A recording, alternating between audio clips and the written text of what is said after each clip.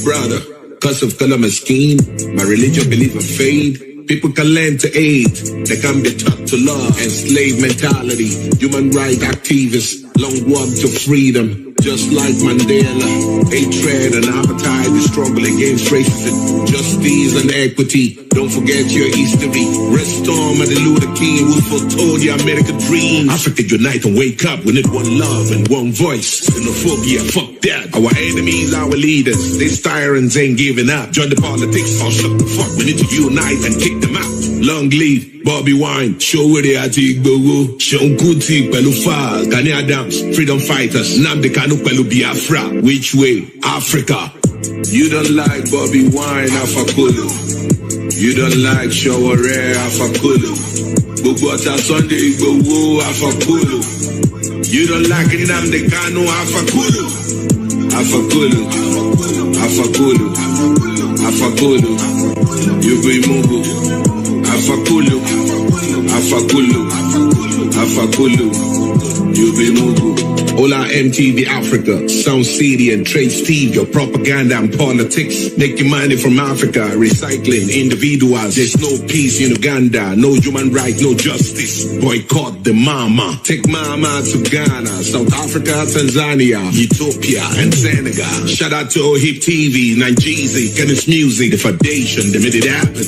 Multi-choice, word up, big brother, pay my money. You don't like Bobby Wine, Afakulu. You don't like Shaware, Afakulu. Bugwata Sunday, Igboho, Afakulu. You don't like Nnamdi Kanu, Afakulu. Afakulu. Afakulu. Afakulu. You be Mungu. Afakulu. Afakulu. Afakulu. You be Mungu.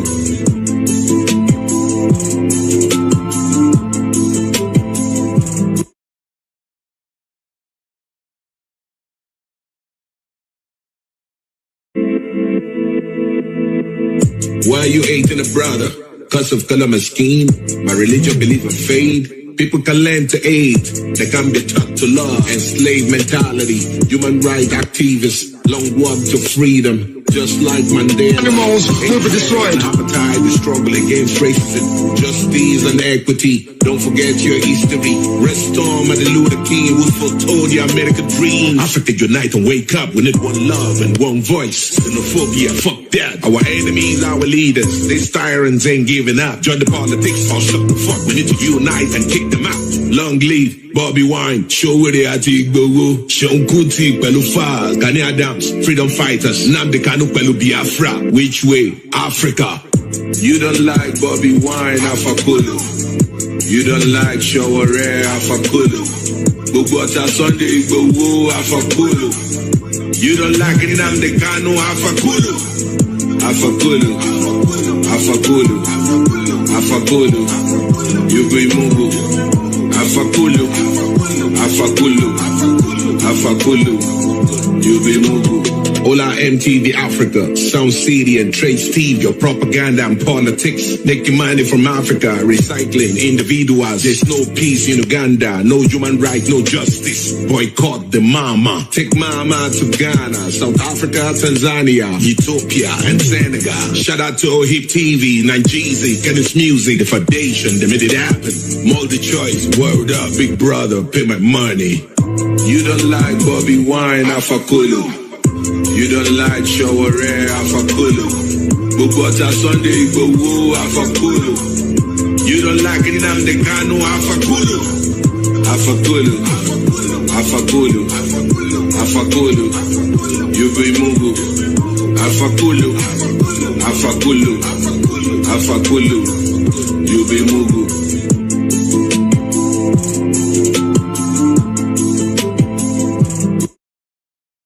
Listening to Focus on Africa on the BBC World Service, I'm Paul Bachwinga. To Kenya now, where a legal team acting for the leader of the Nigerian separatist movement, the indigenous people of Biafra, IPOB, Nnamdi Kanu, have filed a constitutional petition at the High Court in Nairobi. They want the Kenyan government held accountable for extraditing Mr. Kanu to Nigeria. The Kenyan government has denied involvement. The jailed IPOB leader is facing treason charges. Professor George Wajakoya is the lead lawyer. He told me more. We filed a petition today against the Kenyan government and various actors in this case for the unconstitutional and unlawful removal which denied our clients, which was engineered by the respondents through abduction, denial of fair administrative action, and in violation of human rights of Nnamdi Kanu. Do you have evidence? Yes, we do. How long does the Kenyan government have to respond? We are filed in court, we are serving the other respondents, and then from there we take on. It's not an issue of the Kenyan government responding, it's a judicial matter in court. Indeed, but there are a number of days within which the government needs to respond or can respond. Normally the court has set standards, and since we have gone to a constitutional court, once we file and we serve, then the court will give us a date, which should be within a very short time, because under the certificate of agency. Certificate of agency meaning? For the matter to be heard as soon as possible. Oh, I get you. The Kenyan government has denied extraditing Nnamdi Kanu to Nigeria. Have you got evidence about it? Yes, we do. We have copies of his British passport. We have a stamp that indeed this gentleman was in Kenya. We also have evidence of his residence and apartment. We also have evidence that he was actually in Nairobi hospital on a particular day, treated by a doctor that we have his names. We also have evidence that on the material day, he went to the airport to meet a friend, and that's when he was arrested. So you're arguing he was basically kidnapped? Definitely he was kidnapped, yes. Kanu is a British national. Why are you not filing the case in the United Kingdom?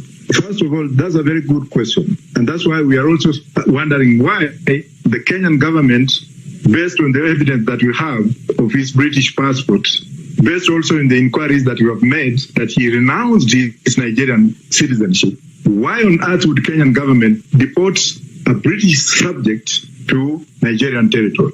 That's what you want them to tell us. Does Kenya have an extradition treaty with Nigeria? They are members of our International Extradition Convention, yes, which Nigeria and Kenya are signatory. So technically they could extradite him if there was a genuine reason? Definitely, yes, but then extradition and rendition are two things. Extradition has to follow due process. You can't just pick up somebody and throw him on a plane. That is barbaric and it's forbidden. It's outlawed by international law, even by our own constitution. Now, Mr. Kanu is already in Nigeria and facing charges of criminal conspiracy, intimidation, and membership of an illegal organization. Will this development affect his case, if at all? If they're trying a Nigerian national, certainly. But if they're trying a British national, not at all. That's an abuse of due process for a Nigerian court to try a British citizen who has no connection with Nigeria. Now, are you acting on behalf of Mr. Nnamdi Kanu, or is just your own volition? I've been given instructions by his family in London and his brother in Germany, of which you have affidavits here. Are they in touch with him? How is he? We didn't want to go to that direction because there are other lawyers in Nigeria who could handle that question best. So how long do you think this matter might be resolved? It's up to the courts to put up the dates, and it's up to the respondents to respond to what we have petitioned the court for. So that is an entirely a process that is within the judiciary, and we have no control over it. Professor George Wajakoya speaking from Karen. So apart from the weight loss, nothing again what you see? Before his rendition, Nnamdi Kanu was receiving treatment for a heart condition called heart murmur. And, of course, he has an extreme form of hypertension. His medical report is a matter for public consumption through the facility of the processes we filed in that regard. He was receiving treatment in Texas, United States, back in February this year for that. And when he entered Kenya sometime in May, he also made contact with a hospital in Kenya to treat these conditions. And these conditions persist. And our thesis, our position is that the DSA's facility is, a poster exemplar of what detention facilities in Nigeria are like in terms of inadequacy of medical facilities. I don't believe that DSA's facility has the competence or the medical competence to take care of his medical condition, which we consider life-threatening. Okay, and now we don't finish for your appearance. Many Nigerians want to know what happened inside the court during the trial. Even talk people, journalists, we're supposed to bring out information, they don't allow some of them enter inside the court.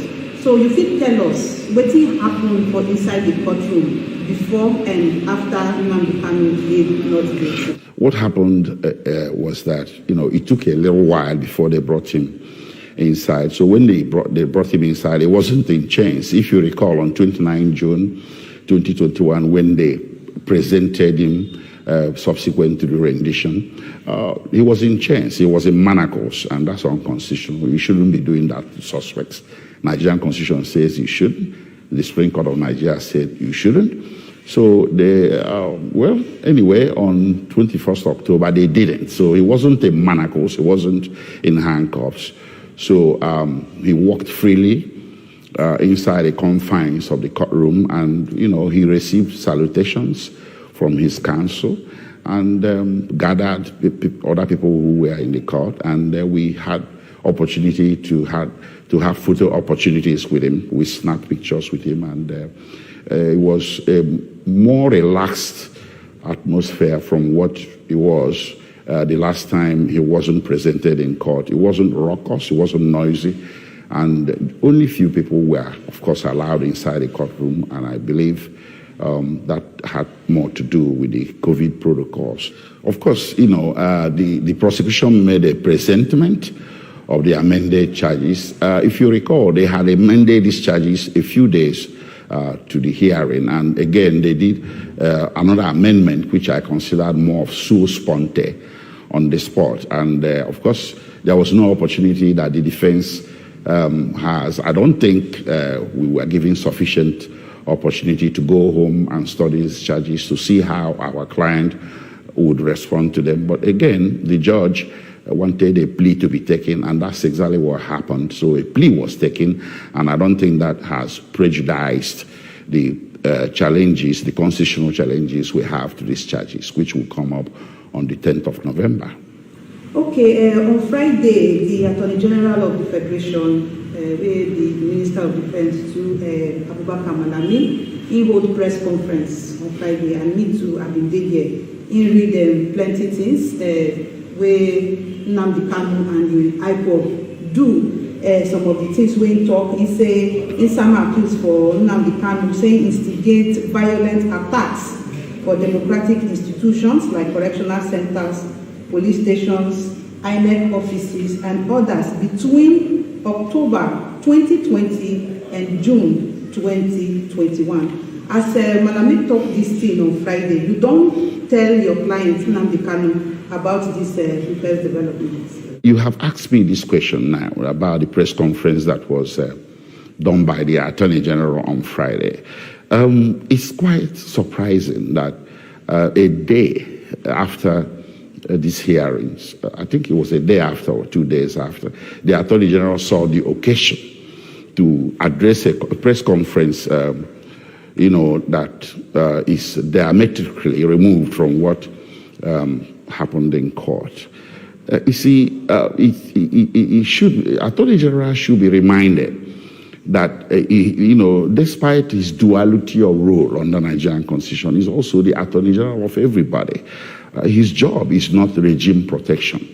His job is to uphold the law and see that justice is done to every Nigerian citizen, and even foreigners who happen to find themselves in Nigeria. What he appears to be saying on Friday is akin to saying that the witch cried at night and the baby died in the morning. Therefore, the witch killed the baby. You see, he read off all these allegations without substance. He never presented any evidence.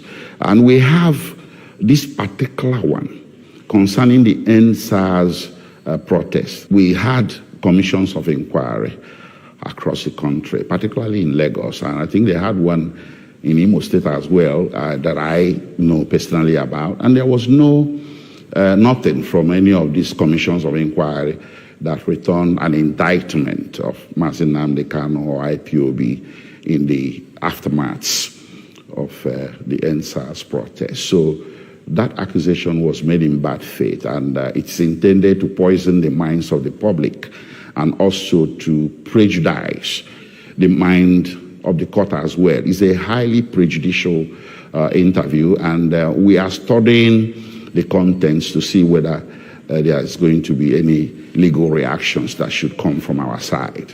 Okay, we never finished with the accusation where Malami Nakfo, Nnamdi Kanu head. He also Thursday on 21st October 2020, your client do online calling radio program or when use Radio Biafra to instigate IPOB members and end. Wait, listen, I understand the question.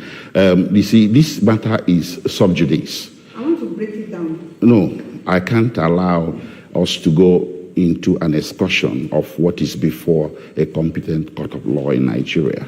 If the Attorney General doesn't want to keep the rules of sub judice, this is a matter before the court. If he has any evidence that our client was caught up in any wrongdoing or criminality, he should know better than anybody else that the proper forum for presentation of that evidence is a court of law, not calling press conferences. So if the Attorney General is preempting the Nigerian judiciary, if the Attorney General is disrespecting the Federal High Court, I will not play that game and stay here and disrespect the Federal High Court. I will wait for him to come before the court with any evidence that he claims to possess so we can meet him in court toe to toe. If there was any radio program, a respected medium like BBC could have been aware of it more than my humble self. So if the Attorney General monitored any radio program, I think there was something about a radio program that was monitored in Enugu, not in Abuja. And you begin to wonder, what is Mazi Nnamdi Kanu doing, facing a Federal High Court in Abuja? He should be facing a Federal High Court in Enugu. So there are just so many issues here bordering on prosecutorial misconducts of the extreme degree, and these things will be ventilated better within the confines of where we have the privilege of ventilating these things, which is the courtroom. I should not be seen to be subjecting or succumbing to these antics by the Attorney General of subjecting Mazi Nnamdi Kanu to a media trial. You said the press conference was on Friday. Today is Saturday. So I'm telling you, we are studying the contents of the press conference to see whether it is necessary for us as lawyers to join issues with him in the media or to wait for him in open court. Well, that brings me to the constitutional action that I brought on behalf of Mazi Nnamdi Kanu before the High Court of Abia State. That action, as you all know, is called Fundamental Rights Action. And same Attorney General has filed an application before the High Court of Abia State requesting for extension of time to respond. So why did he now turn around, instead of responding to the suit that I filed in Abia State or filing whatever he has before the High Court in Abuja?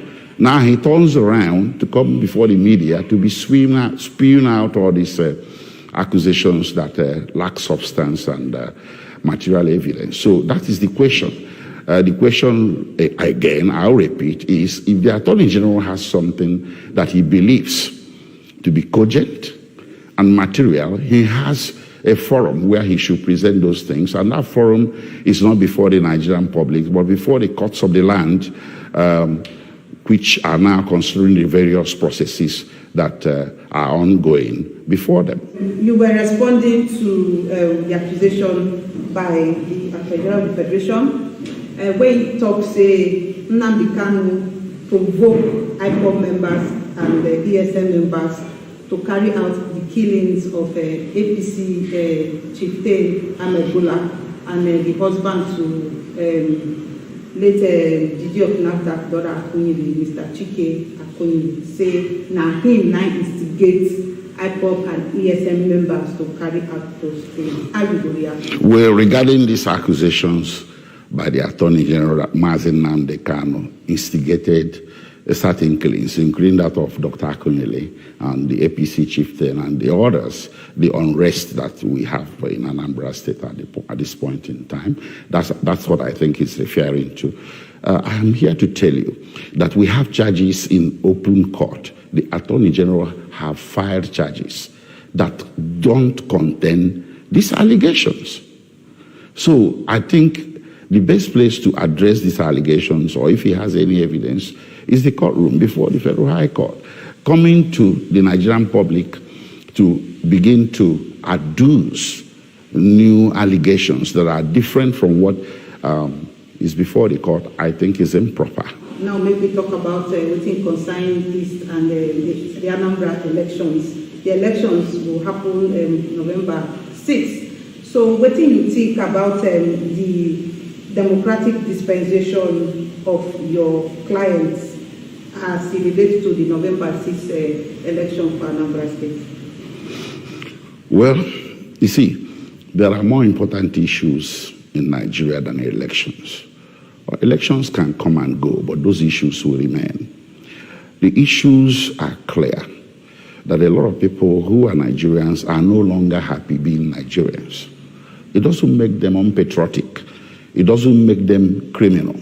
One of the ways citizens express their unhappiness with the system or with how their country is going is by engaging in agitations.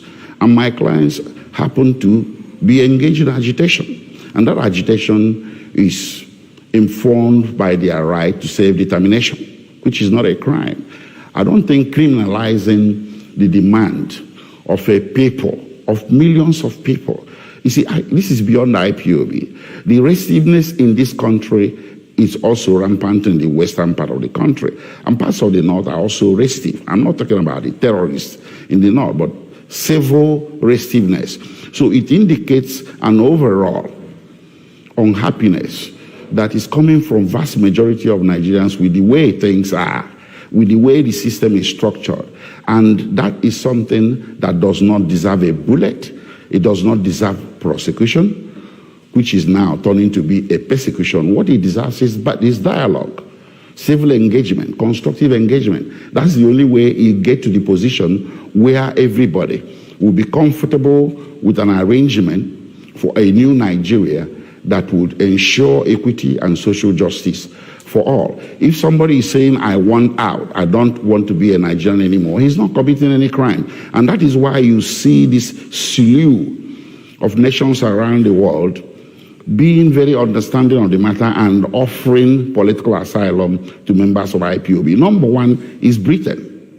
You see, if what IPOB is doing is illegal, is criminal, why would a major power like United Kingdom consider that IPOB members are entitled to asylum in UK? You see, the basic requirement for asylum all over the world is guided by this. Anybody that possesses a well-founded fear of persecution simply because he possesses, he subscribes to a political opinion the government of the day is wishing to suppress by means of punishment of some sort, that qualifies you for protection, for refugee status, for asylum status. IPOB members have been found across the world as a people that possess a legitimate political opinion, which is self-determination, that the government of the day is wishing to suppress by means of punishment of some sort. That is what we are dealing here. It's bigger than any election. And anybody that is asking you for a referendum is conducting himself within the framework of the law. He's not asking for war. You shouldn't face him with war. Referendum is a civil demand, and it had produced very good results in the past. Within the Federation of Nigeria itself, it was a referendum that created the fourth region of Midwest. And outside of it, it was a referendum that they took western part of Cameroon from Nigeria and gave it to Cameroon, and took the former Sadana province of Cameroon and gave it to Nigeria, the present-day Adamawa and parts of Taraba states. So what we are talking about here is not a situation that requires the government to prioritize the levying of violence against the people that are not violent. Okay, now election matters we talk about. My next question is say, your client Nnamdi Kanu, whether he don't give any order, say making members no vote for the upcoming election for Anambra State. You know whether he don't talk say no election will hold for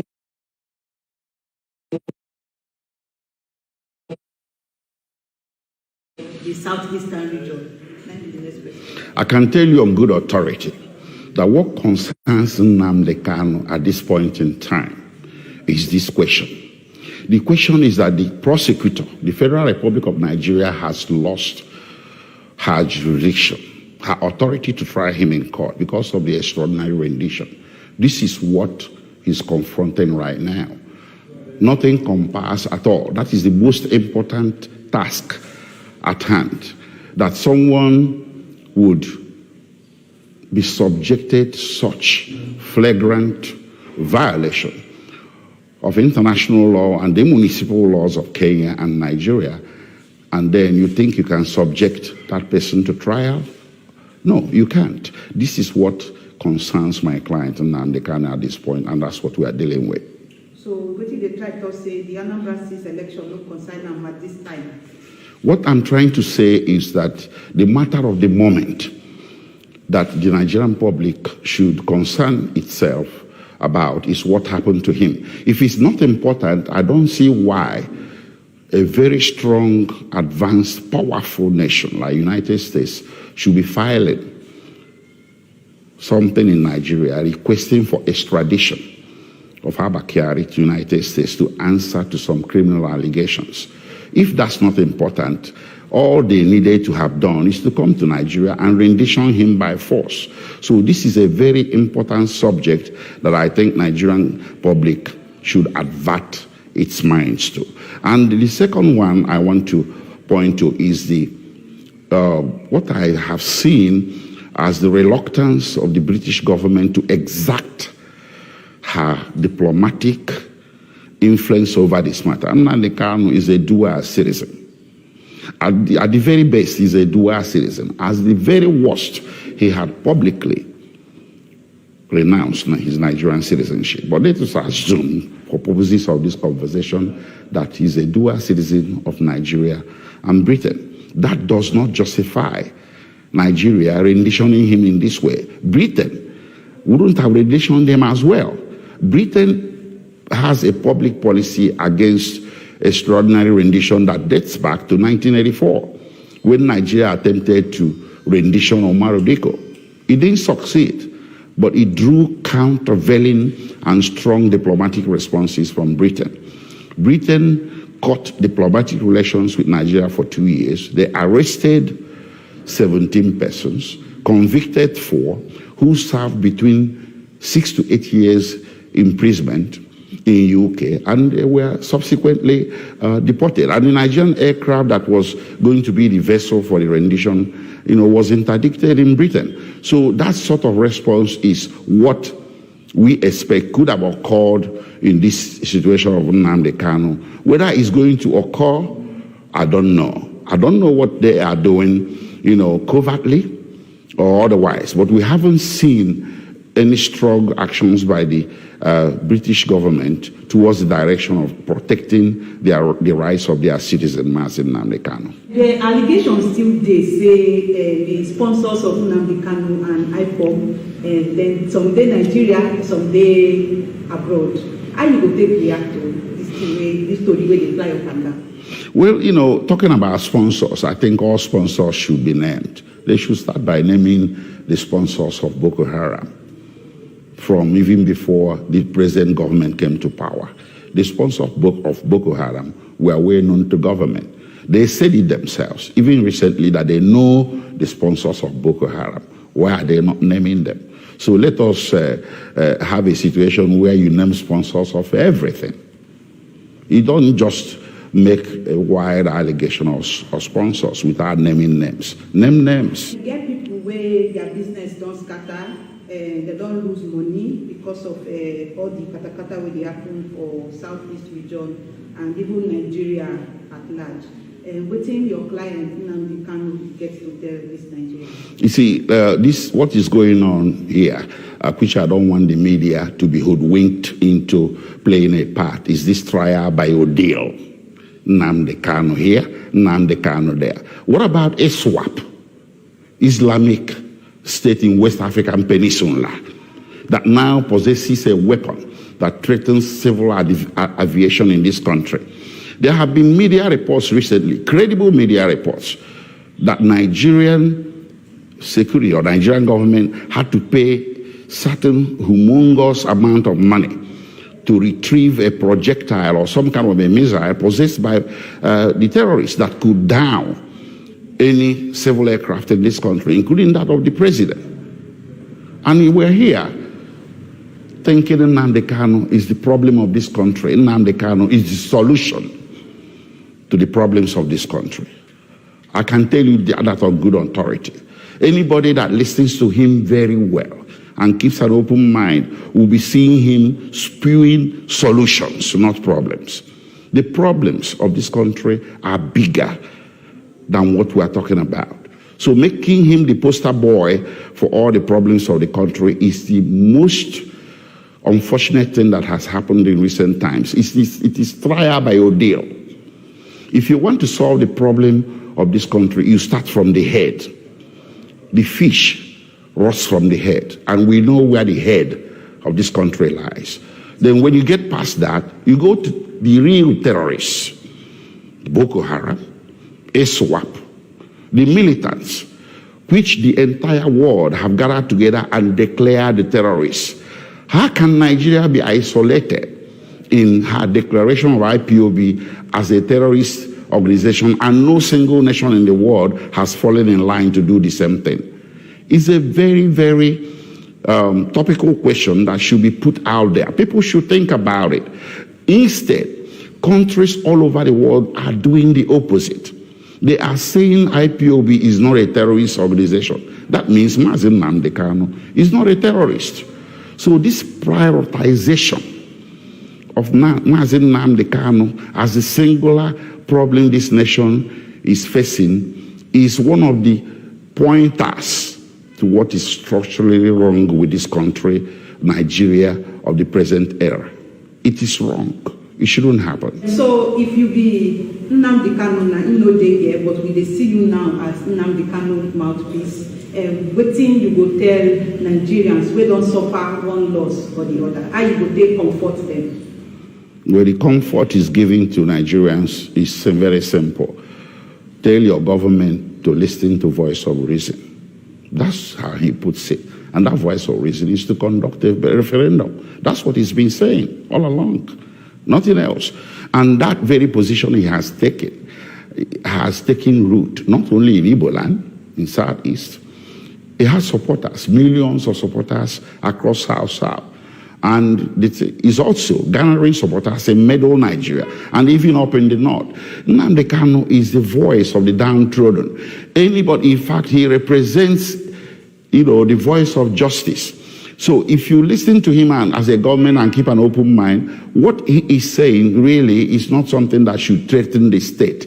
It's something that in the end will benefit everybody. So it's not something you levy a war of attrition against, whether it's a judicial or prosecutorial war or military war. It's something that you call him to the table and engage him constructively and ask him questions. How do we get to saying yes?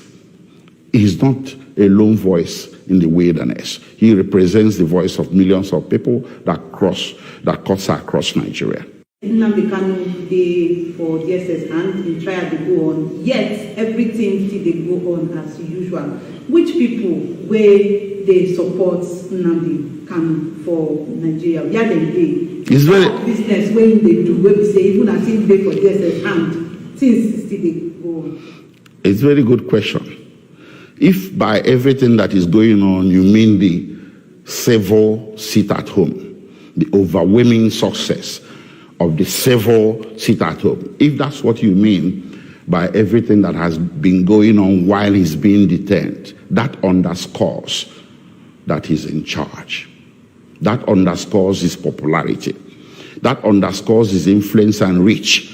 And that underscores the legitimacy of what he demands. He's in incarceration. He's incarcerated. But look at what is going on. People are sitting at home on their own, voluntarily, civilly. And you want to ignore that? And you think you can subdue it by what? The only way you can deal with that is to talk about it. My last question for you. Still that Thursday, I hear as the supporters wey come court after they sing, they happy as everything they go on for court. They still talk say that election, November 6th, say they no go. Why then they talk like that? Well, them still talk say, me, they still the talker. The most important things in this country are not being talked about. Why are we married to elections within a system that is so dysfunctional that even your elections are highly questionable? That's what I think Nnamdi Kanu seems to be saying. So it goes beyond the election boycott or this mantra of no elections. He's instead saying there are issues that are more important than elections that need to be addressed first. Why this obsession with the elections within a system that is so sick, so dysfunctional, that when you deal with these issues first, elections will come naturally without any let or hindrance. Now that they are denying the fact that Nnamdi Kanu was arrested in their place and also handed over to the Nigerian government. But I can assure you that by the time we finish with them at the international court, they will not remain the same. What's important at this stage, and I've already made known to the world, is that he was arrested at the airport on the 19th day of June 2021. And he was taken to an unknown residence. That is a fact. He wasn't taken to a custody, and they recognized the official custody of the police over there. He was taken to an unknown residence where he was subjected to inhuman treatment. Nnamdi Kanu was tortured, maltreated, and beaten, mercilessly beaten. So these are facts within our knowledge, confirmed by him to us. So after spending 8 days in their custody, illegal custody, they now beckoned on the Nigerian counterpart to come for him. And by the time they came, Nnamdi Kanu was apparently unconscious at the point they came to pick him. He was unconscious, was lifeless by the time they were back taking him to Nigeria. So, and consequently they brought him here. So now, to tell you the level of their conspiracy and the desperation to get him jailed at all costs by enemies. They brought him here on a Sunday, and the federal government is fully aware that I'm the lead counsel to Nnamdi Kanu, and there's a charge against him before the court, which has been subsisting has been going on, because after invasion of his premises on the 14th of September 2017 by the Nigerian military and soldiers, who killed over 28 persons in his house, and by act of providence he was narrowly escaped. We filed an application before the court for an inquest into what transpired in his house on the 17th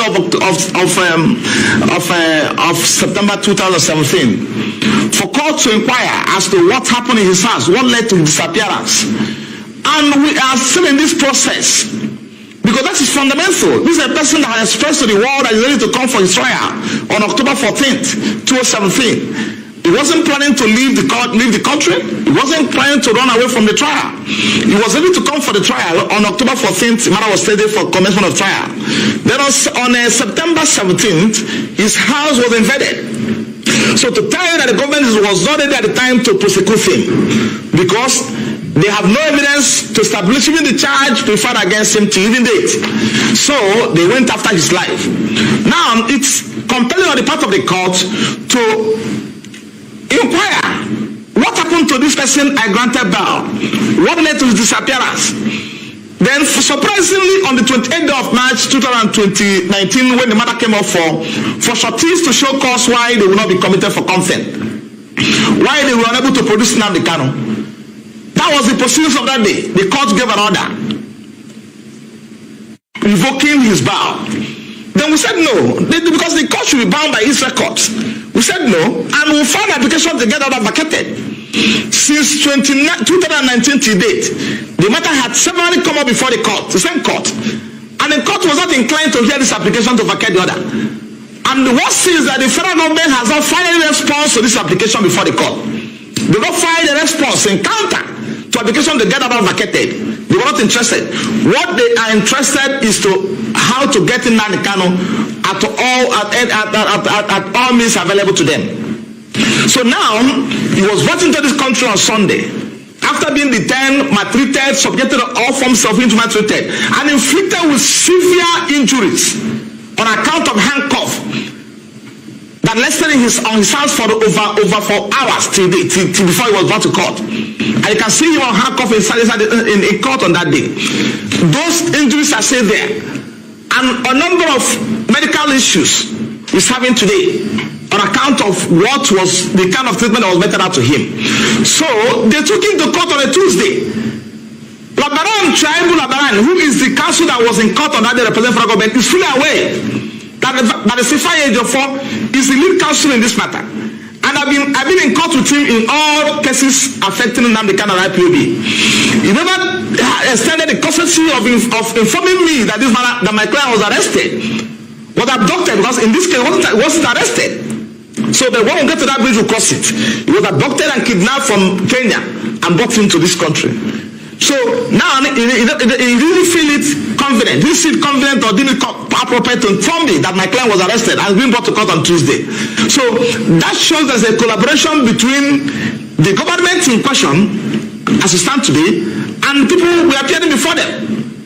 Because if at all there was any element of iota of transparency what they're doing, is compelling on the part of the AG, not the lawyer representing the Federation, to inform me that they are coming to court on Tuesday, so I can come to court and see my client. I don't know what happened, and this is quite funny what happened. So on Tuesday, took him to court, and the court asked them, "Where is Barrister Jofo? Is he not in court? Is he not informed?" He said no. They arrested him and brought him to Abuja on Sunday, and he's caught today. So now there's an underlying fact that my client will not get fair trial in that court. That's settled. The issue of fair trial has been taken away by this collaboration. But we keep on watching. We are going to see them in court. So that is what happened as of today. I've seen him, and he has given me every information and detail about what transpired in Kenya, how he was arrested, how he was taken to a non-destination, and how he was maltreated, how they nearly killed him over there. And it's obviously from what he told me that it was at the behest of the federal government that they were doing those things. So until when they beckon on them to come, these are against an obvious infraction to all international laws and treaties. So, but at that level, we're addressing it. We're going to address an international court at that level. So, let me concern myself what's happening in the country. So, it's obvious from every indication that my client will not get a fair trial in this court. Obvious. Until when the contrary is established. And now, Nnamdi Kanu was remanded in prison custody. Let me underline this fact. Long before he was granted bail, he spent over 2 years in custody before he was granted bail. The court itself is aware that he was in prison custody before he was granted bail. And at the point he was in prison custody, Nnamdi Kanu never at any point in time made any effort to leave the prison without the judicial process. Now they remanded him in DSL custody, where they made it near impossible for his relatives. He's under a debilitating health situation. He has a medical condition that needs to be addressed as quick as possible, because it's only a living that can face trial. So this I can stop at this time. You will recall that on the day he was taken to court, that was last week Tuesday, Nnamdi Kanu was allowed to address the court because I was not in court. I was not in court. So that enough shows you that's the problem. Nnamdi Kanu is not a lawyer, and he has no competent to address the court. He must address the court. Because if needful was done, I would have been in court to address the court, and also apply to the court that he should be remanded in prison custody. So that is a clear violation of his of his constitutional right to a fair trial. So because I was not in court, he was allowed to address the court. So that shows you that is more to eat than meet the eyes. Because they have, Labaran has my number. The office of AG has my number. They have simply put on call a call across to me that they've abducted, whatever they call it, they transferred it as my client somewhere in Kenya and brought him to here. And I take him to court on Tuesday to continue trial. Then I'll be in court on Tuesday. And also convince the court on the reason why he should be sent to prison, to correctional center. But in this case, the court allow him, which is abnormal, which is unethical, allow him to address the court. Why should court be asking him why he run away when I'm not there? We have an application before the court which contains his affidavit on oath, deposed before a commissioner for oath in Israel, stating the facts of what transpired in his house on September 14, 2017, how he nearly escaped death, how he was ready to come to court on 14th of October 2017 to face trial. Then these are before the court, and court never entertained it. Court never entertained it. These are record black and white before the court. Court has never entertained this application before the court. So I will be craving the court or at any adjournment for the court to hear it, because it's fundamental to his fair trial, to the right. The court will hear and understand what transpired in his house. That's very fundamental. Then the court is now allowed to address the court on these facts, which are already before the court. So that's area that's why I'm entertaining fear that he will be granted a fair trial in this court. So now, coming to what happened in court, the matter has now been adjourned to 6th of October, to 6th of July. Let it be clear to everybody, you never jump bell. Because if the federal government was serious about prosecuting Nnamdi Kanu, if they are serious about prosecuting him, they will allow him to come to court on September 14th, 2017, October 14th, 2017, to face his trial. Are you telling me that soldiers that invaded Nnamdi Kanu province are not from Abuja? Are they acting where they acted under the instruction of someone in Abia State? The answer is no. They came from Abuja, they have the instruction of the federal government to go to his house. So and they are fully aware that Nnamdi Kanu was scheduled to be in court on October 14th. And in one of his broadcasts prior to the invasion of his premises, he told the world that he's coming to court with over 1 million members of IPOB. He informed before the court told the world. So when they allow him, if they have any case against him, to come to the court on October 14th, probably at the end of the proceedings, they will arrest him. So he never jumped down. This is a person, okay, assuming without considering to the fact that they will succeed in killing him on 14th of October, on September 14th, when they invaded his premises, will we be talking about his trial today or not? The answer is no. Because it's only a living that can face trial, and nothing more. If he was abducted, they succeeded in abducting him on that day they invaded his premises and killed over 28 persons, civilians or uncivilians. Then we should be talking about what they're saying today. So, but by act of providence, he will never escape being killed. So these are people who are fully aware that he was scheduled to be in court on October 14th for the trial. And in Abuja here. So why can't you wait for him to come to court if there are any case against him? So, and we have supplied the court these facts. We have supplied the court circumstances that led to his disappearance from court. We have informed the court and convincingly that Nnamdi Kanu was ready to start his trial. But for the fact that his life is under threat. So the court is under compelling obligation to listen to the application before him. Let me say this to you, because it's important for us to inform you appropriately. And whatever I'm saying today to you today, I will furnish you with documents to that effect, black and white. Before the date slated for his trial, the federal government, acting through the Attorney General of Federation, filed an application to vacate his bail, to vacate his bail, right? On the premise that he has violated his bail condition. This application was filed in black and white and served on me. And I responded to that application because it's a matter for court to decide. We cannot at this stage, at that point in time, or probably during that period, determine when Nnamdi Kanu violates his bail condition or not.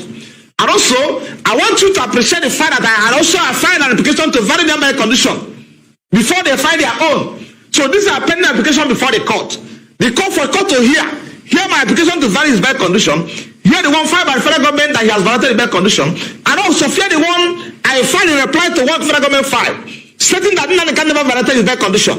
So they're supposed to hear those applications because it's under a duty to hear that application. I made decisions in the course of this discourse. First of all, there was a clear collaboration between the Kenyan government and Nigerian government. I'm happy now that they are denying the fact that Nnamdi Kanu was arrested in their place and also handed over to Nigerian government. But I can assure you that by the time we finish with them at the international court, they will not remain the same. What's important at this stage, and I've already made known to the world, is that he was arrested at the airport on the...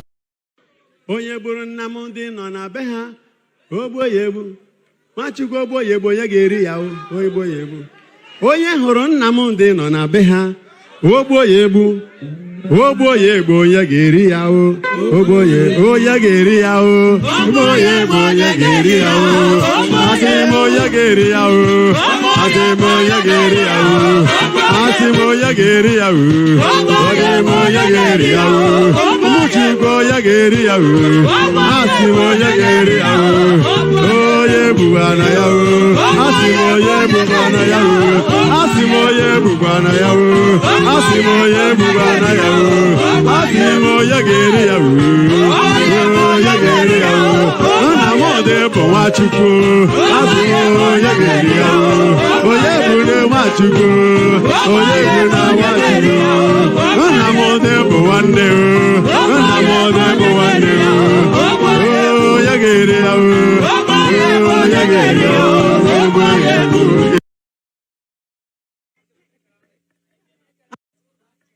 On the spirit world, I didn't start this as a priest.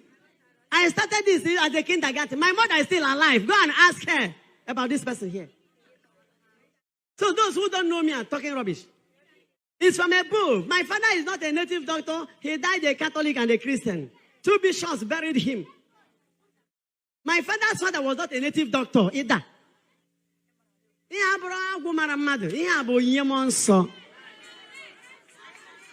Amen. So, on the issue of this Nnamdi Kanu, listen, what I'm saying now, I know is going viral. Nnamdi Kanu is a delicate material. Let the federal government handle him with care. There is a kind of bone that you may mistakenly swallow. You have to be careful in bringing it out or in sending it down.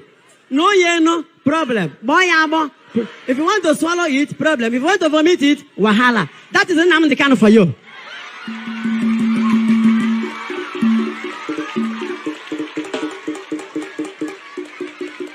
So we have to be careful. I will rather plead with the governor that came for Bazaar. Both my governor, Ugwai, His Excellency, and the governor of Eboy, Dave, and other governors in Igbo land. You better come together without delaying and have a meeting on how to bring out this bone so that the entire cardiothoracic zones will be preserved, devoid of harm to other sensitive nervous organs. Because other sensitive organs can be affected, and paralysis may be the resultant effect. Abure ebeni no Odudu bere ka na-eti. O were ebe Odudu ga-ebe. Gwa nwanne gị na abure ebeni no Odudu anaghị eti Odudu bere ebe niile.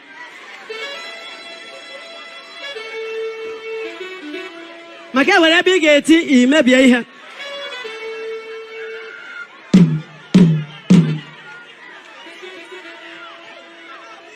Maka ndị na-eti Odudu. Igbo presidency is like the second Niger bridge. It will never be completed. Or maybe like Ogoni cleanup. They flagged it off the first time, second time, third time. Instead, they will go there to destroy people's houses. How about the 30,000 minimum wage? These are promises made. Or we will return you back to 86 naira per liter petrol pump price. What happened? None of these things will ever happen. Igbo president is a dream. It's what you tell a woman around 8, 9:30 in the evening. By 5, you change. 5, 6 in the morning, you start saying something completely different. That's how it is. It's to seduce you. So you stop supporting IPOB, you stop supporting Biafra, you start thinking about the contracts you will get when an Igbo man from your village or from your town is there. Because they know that you will always reason like a very foolish African man or woman, as the case may be.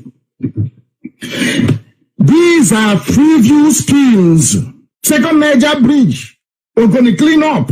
Igbo presidency, minimum wage, Enugu expressway. We will do this, we will do that. Airport in, what's the place? We said we'll get an airport in Aguilera. Airport in Lepanende. With Chinese investors, they will build a new city in Aguilera. Whereas the one in Asaba cannot, Boeing 747 cannot land there. They said it's too small. There's no drainage. Everything is not working. Well, it's not working, but they plan to. Have you forgotten that Oduduwa promised us that she will build, what's it called, an aircraft maintenance hangar somewhere in Obara?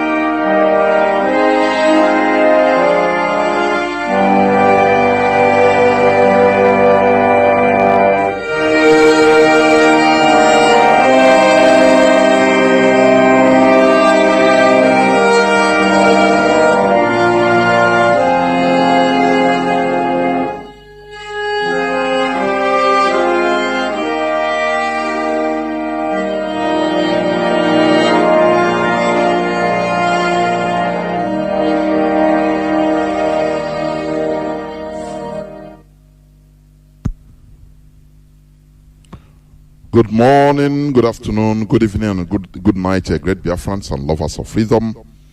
This is Radio Biafra House Service coming to you via the auspices of Radio Biafra London. My name remains Mazi Jonathan Chinedu. Today is the second day of November in the year of our Lord 2021. Without wasting time, we are going to go direct to the HOD of the indigenous people of Biafra, Mazi Chika Edoziem, to address Biafrans and lovers of freedom worldwide. Mazi, welcome to the program. Go on, please. The platform is yours. Right. Thank you so much, Mazi Jonathan, and I believe I am coming out very clear. You are coming out. Thank you. Good evening. Good afternoon, good morning, and good night to you, wonderful and great people of Biafra. My name is Mazi Chika Edoziem. I come from Ihe Oma. Ihe Oma is in Olo province of Biafra land. And by the grace of Chukwu Okike Abiama Premiere, I serve the indigenous people of Biafra in the Directorate of State as the head of directorate. I want to begin this evening with a greeting from the Supreme Leader of the indigenous people of Biafra, Mazi Nnamdi Kanu, to the IPOB family worldwide. Like we all know, we are all dear to the heart of the leader of this great movement, and he continuously, unceasingly continue to put all of us in prayers and commit us into the hand of Chukwu Abiama. And we as well must continue to commit our leader into the hand of Chukwu Okike, that he may continue to abide, strengthen, and lead him accordingly, and of course, grant him victory over our enemies. Great Biafrans, it is with a heavy heart that I am addressing you tonight because of what is going on in our land, what carnage that the Nigerian government is causing in Biafra land. They are no longer hiding their intentions. They are making it very clear and very open.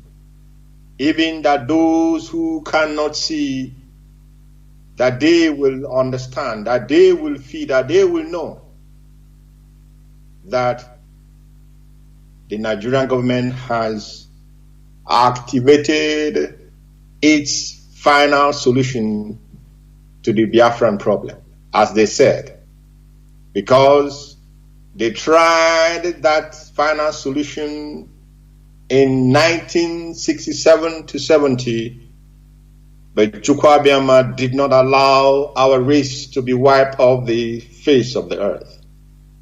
He was merciful unto us, despite our sins and transgressions, despite the fact that we turned our back unto him, in whom we live, move, and have our being.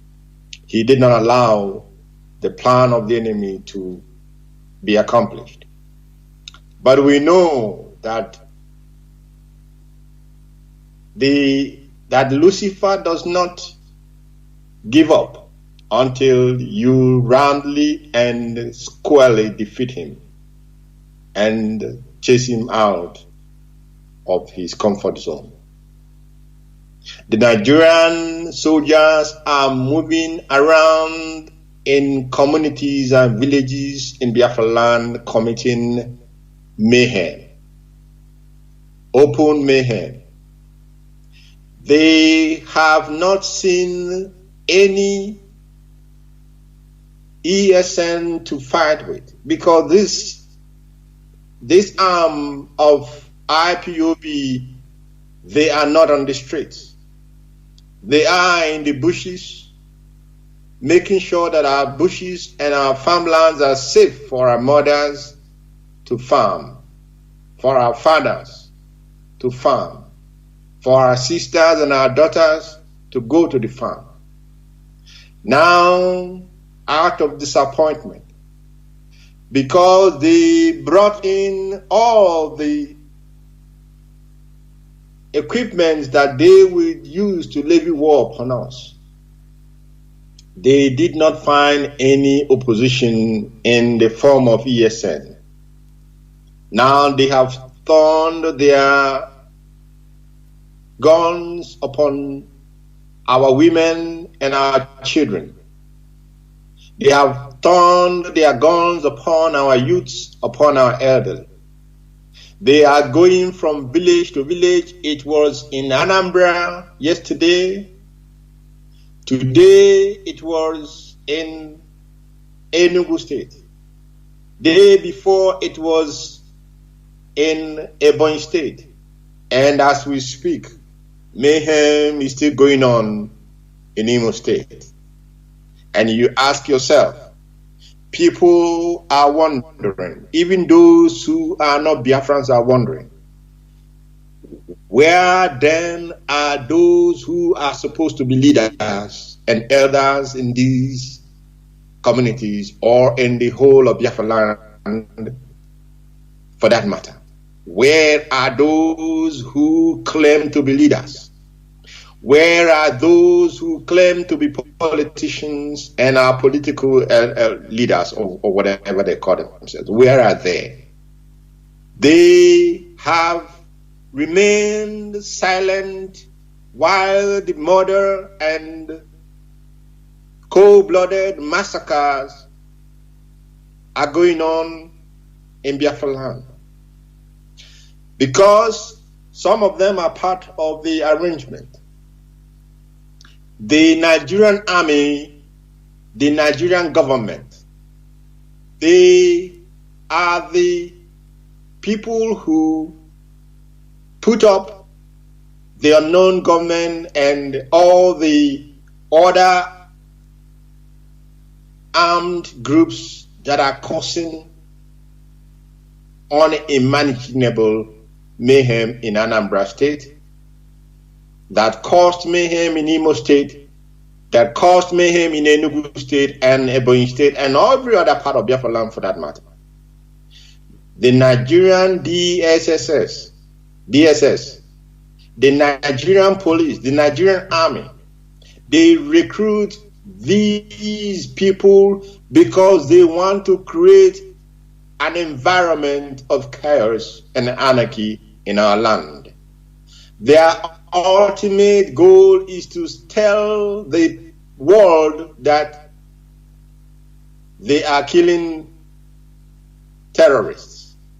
Because if you remember their what is it called? The special advisor to the president, Garba Shehu, said that they are working hard, very hard, to have IPOB designated as terrorist movement by foreign nations that are very sympathetic to them. They are working hard to tarnish the very good image of the indigenous people of Biafra led by our leader, Mazi Kanu. This explains the siege of our land. This explains the mayhem that they themselves have put up, have planned, and are coordinating all these killings in our land. Because part of these, their handwork is to compel media organizations and media houses in the zoo to attribute all the crimes that are being committed, that they are committed, that the Nigerian security apparatus are committing in our land. They are compelling the zoo media, of course, that we know. It is the zoo media, of course, is the highest bidder takes it all. That is, if you can pay them, and they can write what you want them to write. There are no investigative journalism in their dictionary. Now they are compelling them. The minister, the arch liar, the minister of is it communication or information? He calls himself, yes, Minister of Information, Liar Mohammed, and the NBC. They are pressuring and threatening and compelling the zoo media that every crime that the zoo commit, the zoo military and armed forces and security apparatus commit in Biafra land, every crime they commit, every murder, every evil that they are doing in our land, that the media in the zoo must attribute it to IPOB, ESN, because of their agenda to do what? To tarnish our image and convince the world community to designate IPOB as terrorist organizations. Laya Mohammed said that they have to up their game. They have to up their game. It's not only that they have to up their game in the sense of, being committed to, presenting facts to the world. No, they have to up their game in lying, in deception, and making sure that they brought the narrative that will paint the indigenous people of Biafra and ESN in the darkest of light. That is the reason that our land has been turned into a war zone. That is the reason that our villages and communities are under great siege, as if nothing else matters. There are videos being circulated all over the place of these murderers, terrorists, ex-Boko Haram and ex-ISWAP members, terrorists, who the zoo have recruited into their army for the specific reason of shipping them down to Biafra land and use them to commit all the atrocities that they are committing at this very moment. Our people must know that this is the final battle. Our people must understand that there cannot be any retreat on our side. They must understand that any contemplation of a retreat is like you have signed your death warrant. You have agreed that your race must or should be emasculated, that your race will be annihilated. Our people must understand that any difficulty or any sacrifices that we are making today, tomorrow, or that we already made in the past, that this very moment that we have found ourselves, we are required to tighten our belt and make sure that we are not distracted in any manner, shape, or form. They will come with different stories and different news or whatever they may think is newsworthy. But these things are to distract you, to, make the atrocity that they are committing in our land to be on a lower scale. They will introduce stories in the papers in order for them to ensure or to try to see if they can relegate the point or the fact that our leader is being illegally incarcerated and that our leader was renditioned and that they are holding him still in their DSSS dungeon. But we must not allow this to happen. We must not allow that the zoo shall be the one who will be,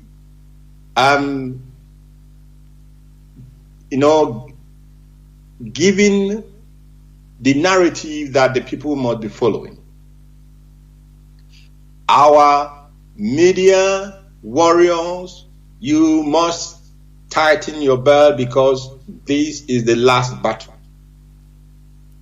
This is the time where all of us must do that for which we have been called for this very moment. I have a message for the Fulani Caliphate. And that message is a very simple one. Release the leader of the indigenous people of Biafra, Nnamdi Kanu, unconditionally. And accede or agree to the referendum for the Biafran people. This is the message I'm giving the Fulani Caliphate, because they are the real Fulani leaders and not the cabal in Asurok. The real Fulani leaders in the zoo must compel the cabal at the presidency or whatever they call themselves to release Onyendu now. They have no choice. They must release him now. And they have between now and the 4th of this month, that is 4th of November 2021, to release our leader. Today being the 2nd of November 2021, the zoo has barely 2 days to release our leader unconditionally. The zoo, they can. And of course, we know they will empty their treasury. And they are already emptying their treasury. They have emptied their treasury. They are borrowing money. In his belief and in his attempt, in each warped belief that they are going to stop the inevitable from happening. And that inevitable is that Biafra restoration must happen. That inevitable is that the sovereign and independent Biafran nation must be a reality. It must stand. Whether as human beings like it, whether the zoo like it, whether the spirits like it, it has been ordained by Elohim Chukwabiyama that Biafra must stand and it must be restored. Therefore, the Fulani cannot stop Biafra from coming. They cannot stop the restoration of Biafra. Biafra will come despite all the armaments that they have transported into our land. Despite all the 30,000 plus personnel that you are pushing into Biafra land. Despite the killings that you are committing in our land, the atrocity that you are committing in our land presently. And whatever else that you want to throw at us. Today, the 2nd of November, I tell you that all these will be a waste effort, because Biafra has been ordained that it must come. And it will come in our lifetime. It will be restored by this generation led by the supreme leader of the indigenous people of Biafra, Nnamdi Kanu. The enemy cannot stop this from happening.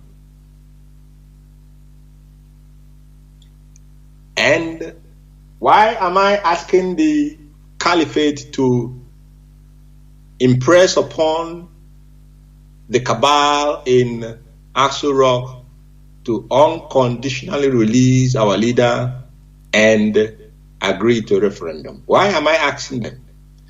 I am asking them because at the end of all this, at the end, if they continue the path that they are treading, at the end of all this, the Fulani in West Africa will be in a very, very big danger. If the option If the option the Asu Rock cabal chooses is confrontation and war, I wish to repeat myself.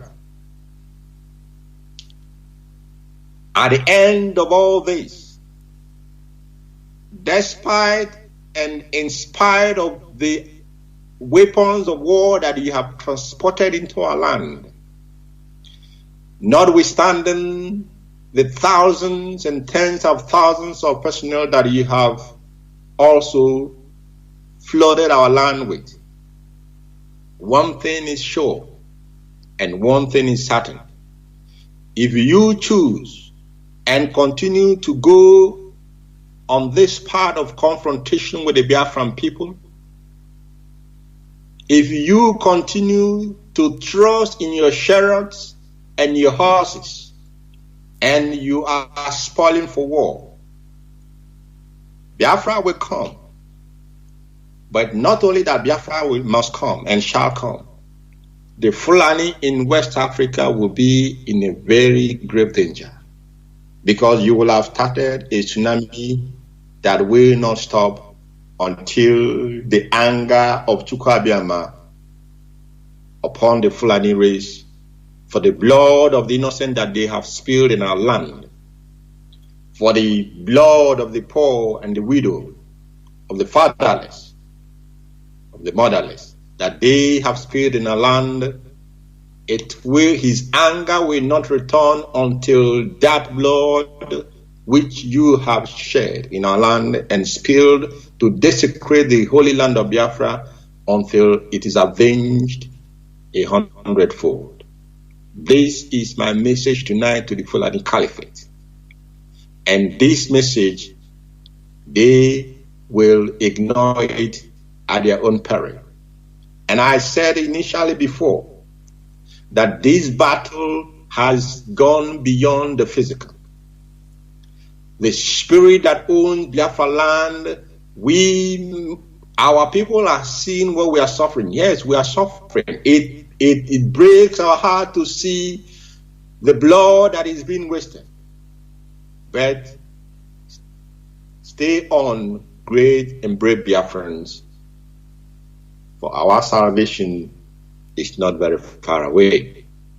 For Chukwu will of course deliver his people from the hands of the bloodthirsty jihadists on the Futajal mountains. I want to and I wish to commend this very evening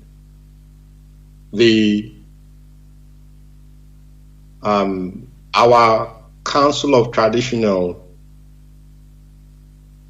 Rulers, the custodians of our customs and culture.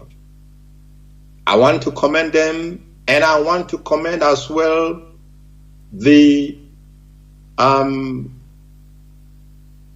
council or the clergy as well, comprising the bishops and the archbishops, who had a joint communique with our traditional rulers, and who spoke for the very first time as fathers and elders whose children are going through untold hardship. They have spoken, or they spoke as fathers who have seen the suffering of their children and who can no longer simply ignore or keep quiet. I wish to commend them, and I also want to urge them to continue in that path, because it is with their outspoken comments and their outspoken concern that will, of course, tell the outside world that indeed there are still elders in this land or in this part of the world. I wish to commend them, and I urge them to continue in that path, because they as well have a part to play. It's not just the youths that are hopelessly or that see the situation as hopeless. I mean that the contraption they found themselves, it is a hopeless situation that the youth of Biafra have found themselves in the contraption called Nigeria. Our elders must understand that what the youths are fighting for is for their own benefit as well. If they, as our elders, cannot come on the street, we are not even asking them to come on the street. Of course, we are not asking them to be physically take physical part as the youth will, but their moral support can, of course, do a lot of good to these very youth, committed youth, who are doing what they have been called to do, to safeguard our land, and of course, to ensure that our land is not overrun by the enemy.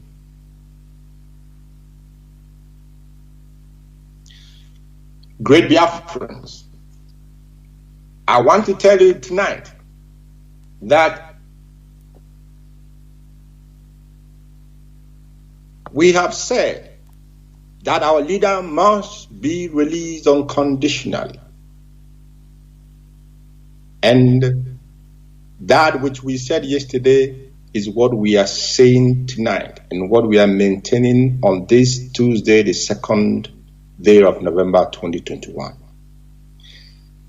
And failing which, the Biafra land will be locked down from the 5th of November up until the 10th of November 2021, which is the date that the case of our leader was adjourned to from their last clownish, court process or court proceedings that they had on the 21st. Our stand is a simple one. The whole of Biafra land will go on lockdown mode from the 5th of November if by midnight of 4th of November 2021 our leader is not unconditionally released. And while we are doing that, there are some concerns by some people who are saying the leadership must not give an exception, like we said Sunday. It will be a day that people can go for worship, but specifically, I want our people to understand. Yes, Sunday is a worship day for those who go to churches. But the main reason why we gave Sunday as an exception is for our people to be able to stock up for the 3 days coming after the first 2 days of the sit-at-home. Our people must be allowed to stock up their foodstuffs and whatever they may need, and the Sunday will be a day that we will allow people to be able to do this. But I want to say something very, very important to people. Don't allow yourself to fall into a situation of carelessness or of not being alert. Because don't forget, the enemy is still around us. You can imagine how many thousands of personnel they brought in. Many of them are not in police barracks or army barracks or in a group places. Some of these people are in our hotels. And talking about hotels, the hotel proprietors and owners must be aware that there are many who are part of the, executioners, part of the killing squad that the zoo have brought into our land, that many of them are lodging in your hotels. Many of them are your guests. You must, as a hotel proprietor or a hotel owner, you must be at a land and you must be watchful. You must you must take note of those that you are giving accommodation in your hotel, because they may turn out to be those who will even attack your hotel when the order is given for them to do so. They have a lot of sleeping cells all over the place. But we are watching every of their move, every of their step. We are watching them. And we will be exposing all of their plans to alert the Biafran people so that they do not fall victims to these murderers and bloodsuckers. I want to make a very important announcement tonight. A very, very important announcement. And everyone must pay attention.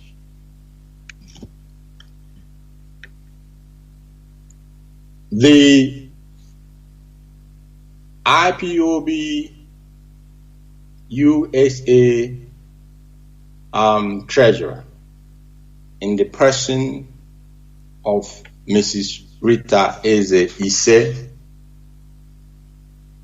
some people call her Madame Moyibo as well. I don't know if she has, but that's by the way. Mrs. Rita Eze, the IPOB USA treasurer, from tonight has been relieved of our position as IPOB USA treasurer.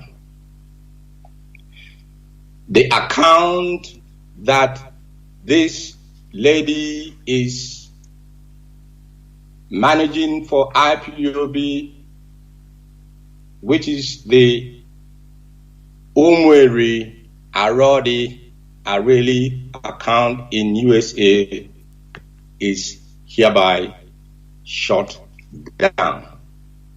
This account cannot be used anymore for any ESN fundraising. Do not put your money as if you're an IPOB family member or you're a sympathizer of IPOB, you are a Biafran, you want to support what the IPOB is doing to liberate our land. You should not put your hard-earned funds into Umu, Eri, Arodi, Areli account in USA. This account that is managed, or that from tonight, of course, it is managed by Mrs. Rita Eze. Mrs. Rita Eze herself has been relieved of her position as IPOB treasurer. Anyone dealing with her is dealing on her own, on his own. You are not dealing with IPOB anymore. And in addition to Mrs. Rita Eze, these individuals are hereby expelled from IPOB family. Number one, Mazi Chika Edoziem, formerly a rep, a zonal, a regional rep in the USA, is hereby expelled. Mazi Obi, also formerly a representative, that is the regional rep, is hereby tonight expelled from IPOB. Mazi Onyeka, formerly of Ontario, a regional rep of Ontario, is as well hereby expelled from IPOB. I am giving a warning to these two women, Mrs. Rosemary William and Mrs. Azoka Charles Nwankwo. It could be that your name is being used without your permission, but I want to give you the benefit of doubt. From tonight, if your name continues to be used by these evil people in our midst, those who are doing the work of their master, if you allow your name to continue to be used by them, then it means that you are accused. It means that you knowingly and deliberately is in consent with their evil plan, which is to destabilize this great movement. And then from that moment will the leadership do the appropriate. But for now, these two women turn a good leaf because we allow people to change from their mistakes. I have something to tell those who are moving around, mouthing and parroting the what do they call it? IPOB, North America under Mazi Nnamdi Kanu. What nonsense. Listen, when this issue started, when this problem started to grow a little bit, I remember I told Mrs. Rita Eze Onyise, or Rita Eze, I hope I get it properly, but Rita Eze, I think that's her name. I told her that IPOB is beyond being hijacked by anybody. It cannot happen. We will allow you to come out openly. We will allow you to show your intentions, to show your motive, and then we'll cut off your head. Because this movement cannot be hijacked. Those who gave you the work, those who gave you the assignment to go and destabilize IPOB, while they are killing our people in our land, and you are trying to, distract us with the cooked up,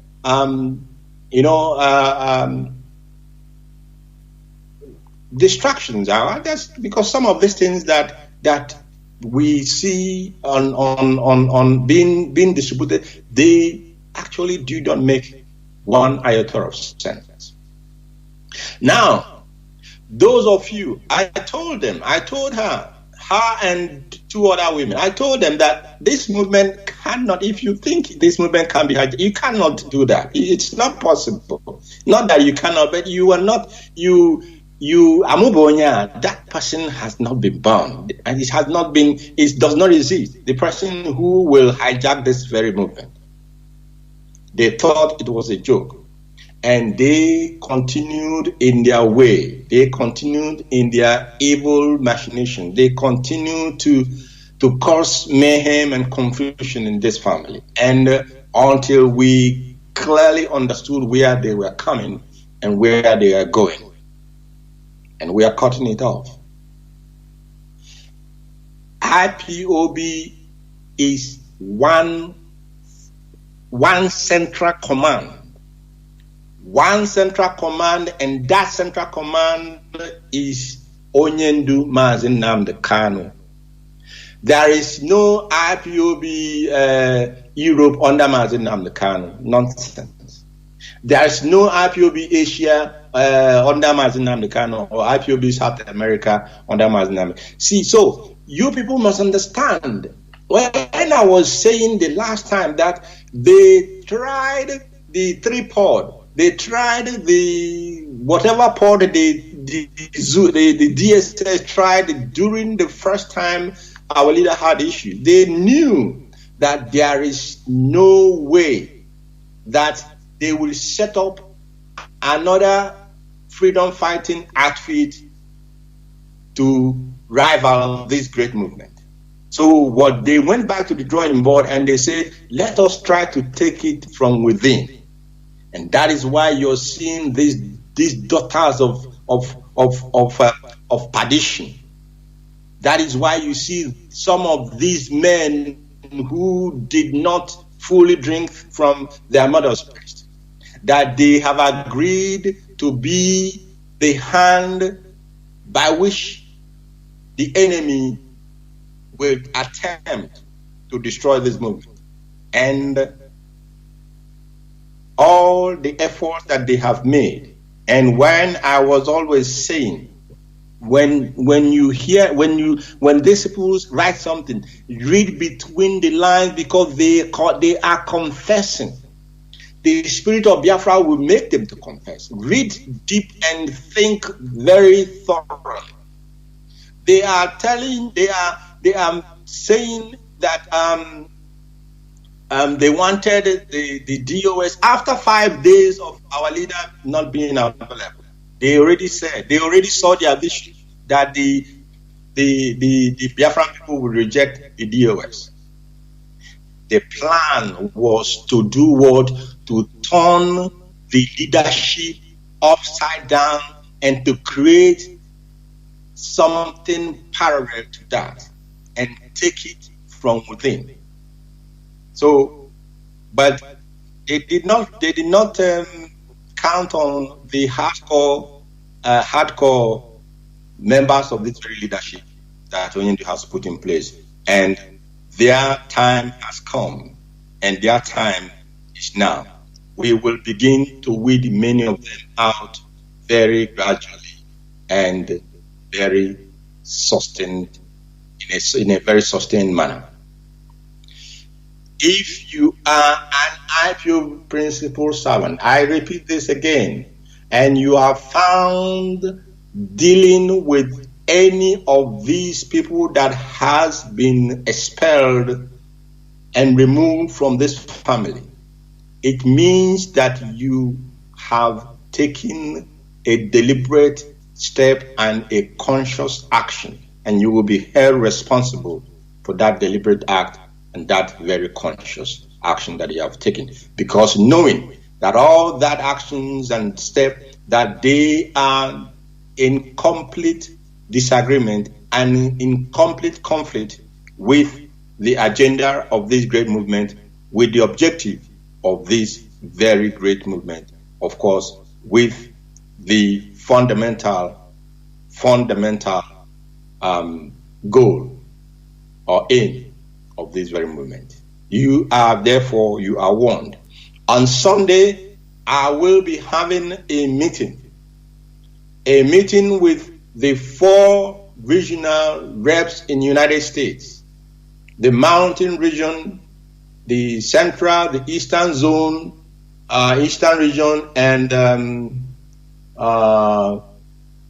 Mountain, Eastern, Central, and which one am I missing? I think there are 4 of them. So, but the point is that I'm going to have a meeting on Sunday with the 4 regional reps on 4 regional reps of IPOB in the United States on Sunday. In that meeting, the IPOB USA Financial Secretary will be there, and of course, IPOB Head of Finance will also be in that meeting, and maybe 1 or 2 more members of DOS. And the reason is that we are going to, by next week or before this, yes, by next week, let's put it better. By next week, our people will be properly directed on where they must begin to put in their contributions for the Eastern Security Network. We must continue on our fundraising, and I understand that the liaison team are preparing for a fundraising on the 6th on the 6th of November, the liaison team are preparing, they have scheduled, I believe they have scheduled a fundraising for the 6th of November. And I encourage every Biafran, wherever you may be, I do encourage all of you to be part of that fundraising, because that fundraising will be to ensure that our ESN is not lacking what they need to continue in their functions and carrying out their responsibilities. Biafra for us is not just a name. Biafra is our identity. Biafra is our heritage. And Biafra is all that we have, all that we have. For us, for our children, and for generations yet unborn. Biafra is all that we have, and every hand must be on deck to ensure that Biafra comes. We cannot begin to imagine Biafra, any life without Biafra, because it will be a life of servitude, it will be a life of sorrow and misery. And Chukwuabema forbid.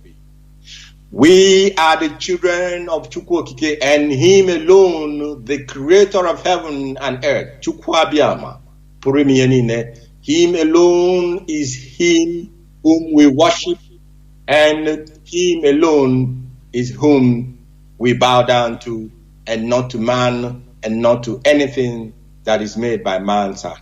Therefore, great Biafrans, you must not fail to be your brother's keeper.